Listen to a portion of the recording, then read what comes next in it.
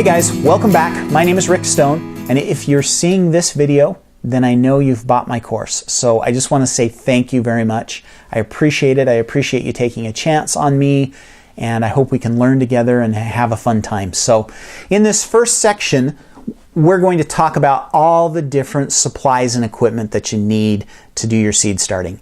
And I wanted to do kind of just a brief introduction and kind of a summary of what we really have to have and what's fluff and things like that. And then I'll kind of dig into the details in the other sections of this part of the course. So really, if you think about it, there's only three things that you absolutely have to start seeds indoors. So the first thing is you have to have a container. Okay, so there's all kinds of containers. This is my favorite. I love these little, just seed cell packs.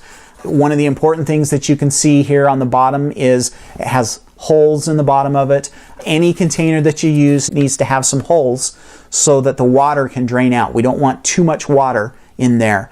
Overwatering will cause the same problems that underwatering will cause. And so we don't want this to be a soppy mess all the time. We want to be able to have that water drain out and not be standing in there all the time. So that's an important part. You can go as simple as just a little plastic container, and I often use things like this. But again, you'll notice it has a hole in the bottom. Actually, it has three. The two of them are a little bit harder to see. This one I poked through so you could see it for sure. But again, holes in the bottom. There's also different options, like you've got these little peat pellets. These are kind of fun. If you remember when you were a kid, you'd get those little toys that you would throw them in the water and they'd expand, like the little dinosaurs or things like that. It's kind of what these are like. You put them in the water and they expand. The peat expands. They're kind of fun. They've got some disadvantages that we'll talk about, but they also have some real advantages to them as well. So we'll talk about those. Then you've got these peat pots, which I don't know, we'll talk about them. I don't like them because sometimes you have a hard time keeping things moist in here because the peat kind of wicks the water out of the soil. But, so those are some of the kind of containers that we have available for us. But ultimately, you just need something to hold the soil in, right? And it needs to have a hole in it. So that's number one. Number two then is we need soil. So we're going to talk about all the different types of soils that are available out there. This is my favorite. So this is what I use. It's a seedling mix made by Black Gold. I don't know if Black Gold is a national company or if they're just local. I really have no idea. But this is a seedling mix. It has some compost. It has some peat moss. It has a little perlite in it. It's a really good mix. We'll talk about that. You don't have to have this. There's other things out there. There's just potting soils, or there's soilless mixes that are all perlite or vermiculite or something like that. And there's advantages and disadvantages to those. So we'll talk about those. And then the third thing that we need for our seed starting indoors is a fluorescent light. Now, some people are going to freak out and they're going to say, wait, Rick, you can just start your seedlings in your windowsill in a nice south-facing window. And yes, you can. Our house, actually, the back of our house faces south, and we get plenty of sun on those four windows there. But I've tried it, and I always have problems with those starts.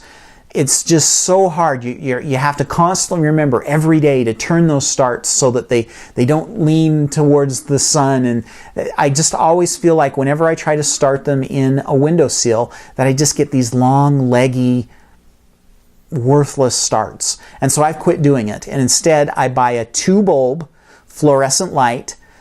Most of mine are 4 feet long. You don't have to have a 4 foot long, depending on your space requirements. They sell them in 2-foot varieties too. But a 2-bulb light that you can hang from some kind of a chain. That way you can get that light right here over the top of your seedlings, so that when they start coming up, they immediately have all the light that they need. And then as they start to grow, you can slowly raise that light to deal with the growing plants. And so my opinion is that's a necessity. There are some people that can be successful growing in a windowsill, but it's pretty tough, in my opinion, to get good looking seedlings. And if you have good, solid, compact plants, then they get started faster in the garden. So if you take a really leggy plant and put it in a garden, it has to take weeks and weeks to reestablish itself and deal with the fact that it's leggy. And when I say leggy, it means they're stretched out, growing towards the sun.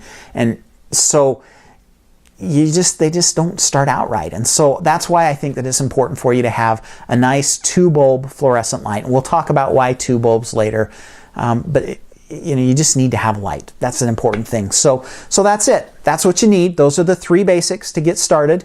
You need a container, you need soil, and you need a light. So all of the rest of it, all of the peat pots and the heat mats and the timers and all that kind of stuff are tools that are nice to have, but are not 100% necessary. The first 2 or 3 years that I was really successful growing starts, all I had was a light, container, and soil, and that's it. And so if that's all you want, that's all you need. And we'll talk about all the other stuff, and there are some things that really make, the job easier, and we'll get to those and we'll talk about those. But basically that's where we're going to head in this section, is go through and talk about all of the basic equipment that you need, and then some of the fluff as well. So let's get started. First thing we're going to talk about is containers.